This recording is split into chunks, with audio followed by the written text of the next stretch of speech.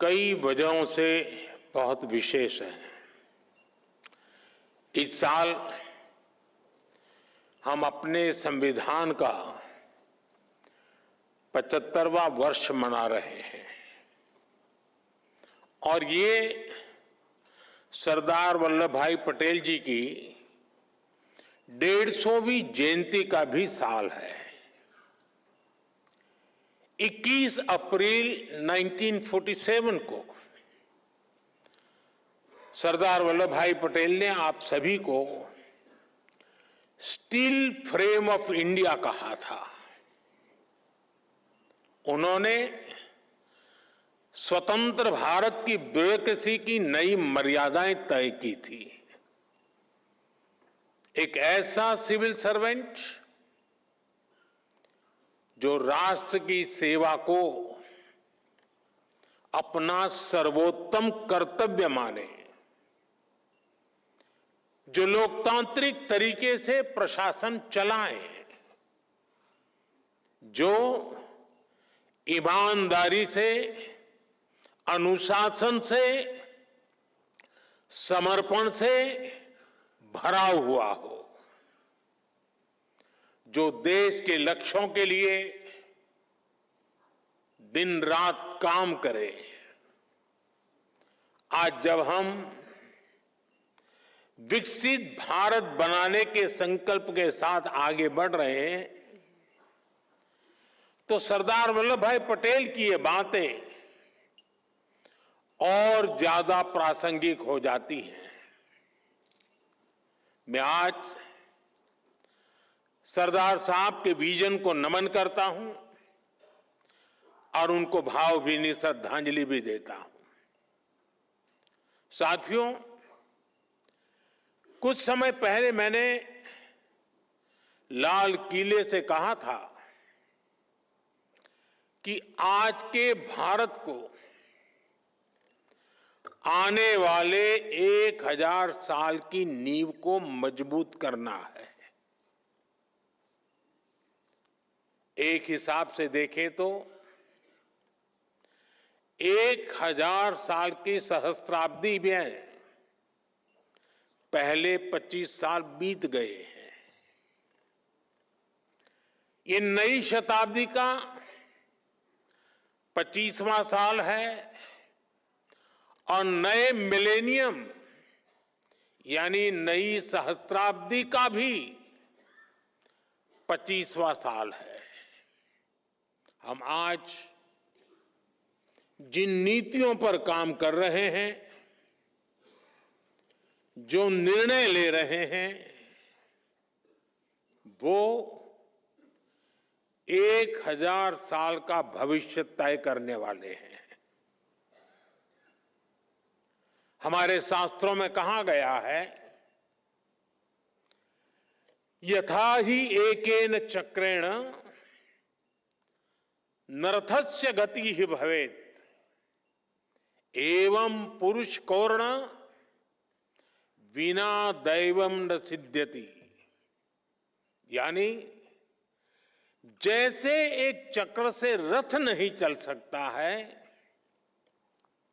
उसी प्रकार बिना मेहनत के सिर्फ भाग्य के भरोसे सफलता नहीं मिलती।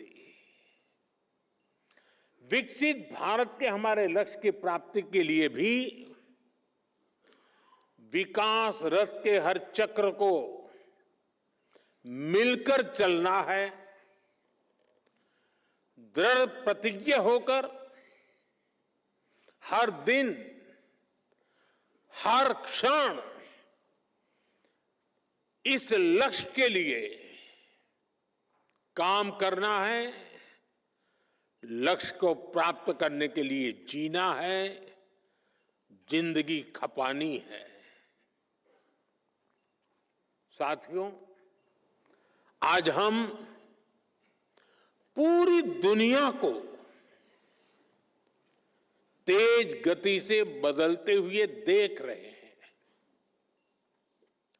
अपने परिवार में भी आप देखते होंगे कि परिवार में अगर 10-15 साल का बच्चा है और जब उससे बात करते हैं तो आप फील करते हैं आप आउटडेटेड हैं। ये इसलिए होता है क्योंकि समय बहुत तेजी से बदल रहा है। हर 2-3 साल में गैजेट्स कैसे बदल रहे हैं, कुछ समझे सीखे उसके पहले नया आ जाता है। हमारे छोटे छोटे बच्चे इन तेज बदलावों के साथ बड़े हो रहे हैं। हमारी ब्यूरोक्रेसी, हमारा कामकाज, हमारी पॉलिसी मेकिंग भी पुराने ढर्रे पर नहीं चल सकती।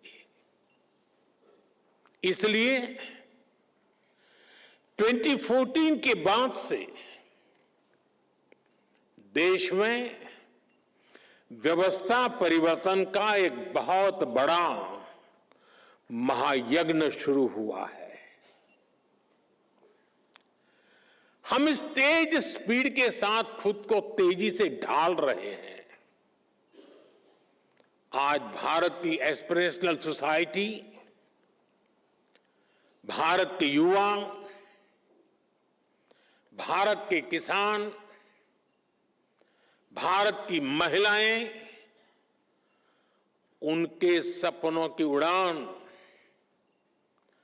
आज जिस ऊंचाई पर है वो वाकई अभूतपूर्व है। इन अभूतपूर्व आकांक्षाओं की पूर्ति के लिए अभूतपूर्व गति भी आवश्यक है। आने वाले वर्षों में भारत कितने ही बड़े बड़े पड़ावों से गुजरेगा। एनर्जी सिक्योरिटी से जुड़े लक्ष्य, क्लीन एनर्जी से जुड़े लक्ष्य, स्पोर्ट्स से लेकर के स्पेस को लेकर, यानी ऐसे अनेक नए लक्ष्य हर सेक्टर में देश का परचम और नई ऊंचाइयों पर लहराना है। और ये जब मैं बात करता हूं तब, और देश जब सोचता है तब, हर किसी की नजर आप पर है, भरोसा आप पर है, बहुत बड़ा दायित्व आप सब मेरे साथियों पर है। आपको जल्द से जल्द भारत को दुनिया की तीसरी सबसे बड़ी इकोनॉमी भी बनाना है। इस काम में विलंब न हो, ये हम सभी को सुनिश्चित करना है। साथियों, मुझे खुशी है कि इस बार सिविल सर्विसेज डे के theme holistic development of India रखी गई है। ये सिर्फ एक थीम नहीं है, ये हमारा कमिटमेंट है। देश की जनता से हमारा वादा है। होलिस्टिक डेवलपमेंट ऑफ इंडिया यानी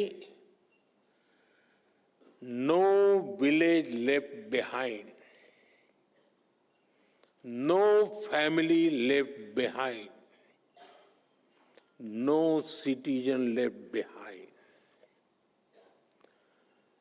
असल प्रगति का मतलब छोटे बदलाव नहीं, बल्कि फुल स्केल इंपैक्ट होता है।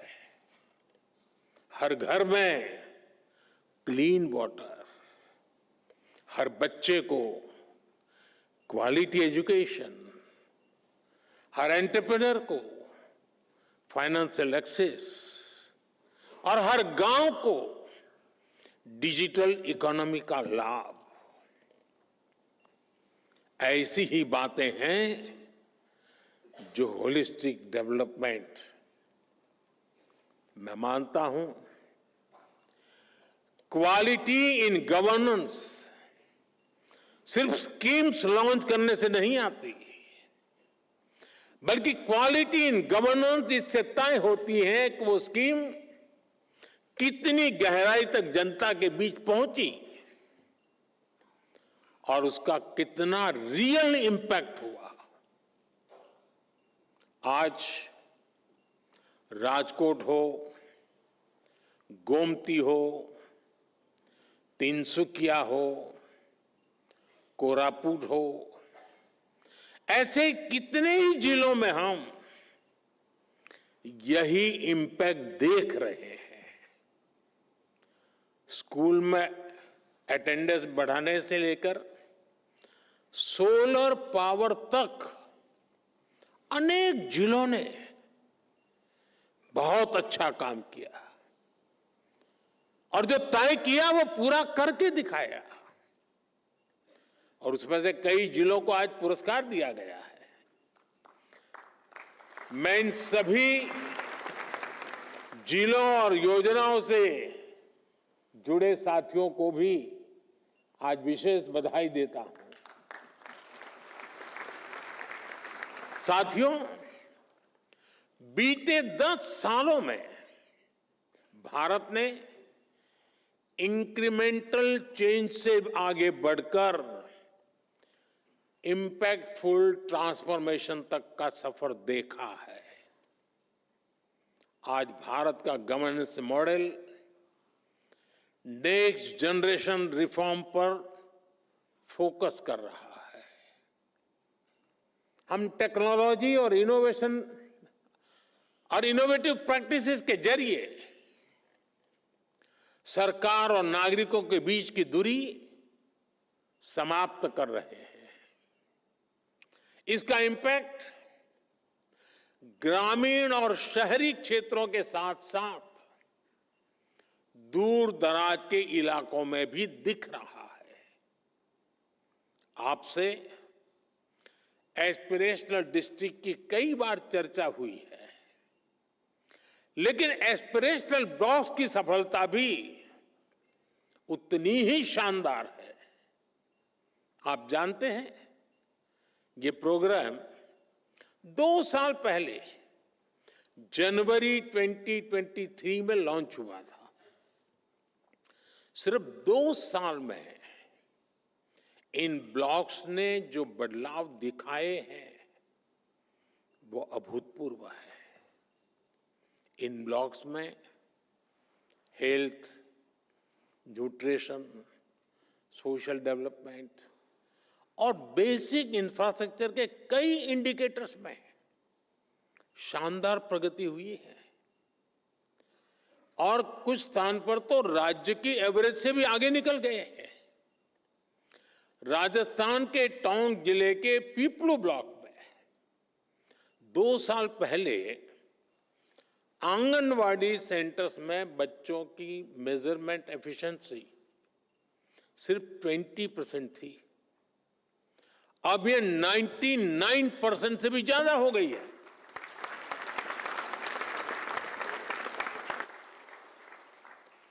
बिहार के भागलपुर में जगदीशपुर ब्लॉक है। वहां पहली तिमाही में ही गर्भवती महिलाओं का रजिस्ट्रेशन पहले सिर्फ 25% था, अब ये बढ़कर 90% से ज्यादा हो गया है। जम्मू कश्मीर के मारवाह ब्लॉक में इंस्टीट्यूशनल डिलीवरी की पहले 30% थी, जो बढ़कर के 100% हो चुकी हैं। झारखंड के गुरडी ब्लॉक में नल से जल का कनेक्शन 18% से बढ़कर के 100% हो गया है। ये सिर्फ आंकड़े नहीं है, ये लास्ट माइल डिलीवरी के हमारे संकल्प की सिद्धि को दिखाता है। ये दिखाते हैं कि सही इंटेंट, सही प्लानिंग और सही एग्जीक्यूशन से दूर दराज के हिस्सों में भी इच्छित परिवर्तन संभव है। साथियों, पिछले 10 सालों में भारत ने कई ट्रांसफॉर्मेटिव बदलाव करके दिखाए हैं, उपलब्धियों की नई ऊंचाई को छुआ है। भारत आज सिर्फ ग्रोथ की वजह से नहीं जाना जा रहा, बल्कि गवर्नेंस, ट्रांसपेरेंसी और इनोवेशन के बेंचमार्क्स आज भारत सेट कर रहा है। G20 प्रेसिडेंसी भी इसका एक उदाहरण है।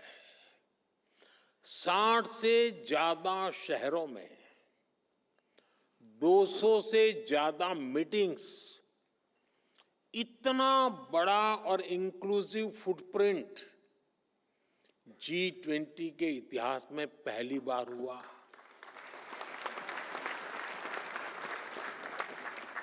और यही तो होलिस्टिक अप्रोच है। जन भागीदारी की अप्रोच ने G20 को एक जन आंदोलन बना दिया। स्कूल में 8वीं कक्षा का बच्चा भी चर्चा करता था G20 हो रही है, और दुनिया ने भी माना India is not just participating, it is leading. साथियों, आजकल हम गवर्नमेंट एफिशिएंसी की भी बहुत चर्चा सुनते हैं, लेकिन भारत इसमें भी दुनिया के दूसरे देशों से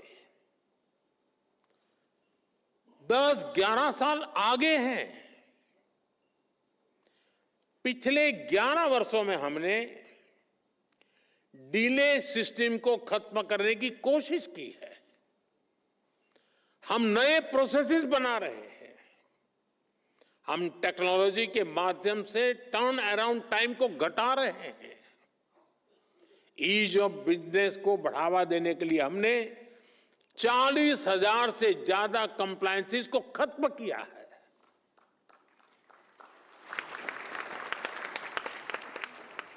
हमने 3400 से ज्यादा लीगल प्रोविजंस को भी डीक्रिमिनलाइज कर दिया है। मुझे याद है, जब हम कंप्लायंसेस का बर्डन कम करने के लिए काम कर रहे थे, जब व्यापार कारोबार के दौरान होने वाली कुछ गलतियों को डीक्रिमिनलाइज कर रहे थे, तो मेरे लिए आश्चर्य था, कुछ कोने में विरोध के स्वर भी उठा करते थे। कई लोग कहते थे, आज तक नहीं हुआ, आप क्यों कर रहे हैं? चलता है, चलने दो, इससे आपको क्या फर्क पड़ता है? कंप्लायंस करने दीजिए, आप क्यों अपना काम खुद बढ़ा रहे हैं? चारों तरफ से चर्चाएं चलती थी, दबाव आते थे, लेकिन जिस लक्ष्य को प्राप्त करना था, उस लक्ष्य का दबाव इन दबावों से ज्यादा था। और इसलिए हम दबावों से दबे नहीं, हम लक्ष्य के लिए चल पड़े।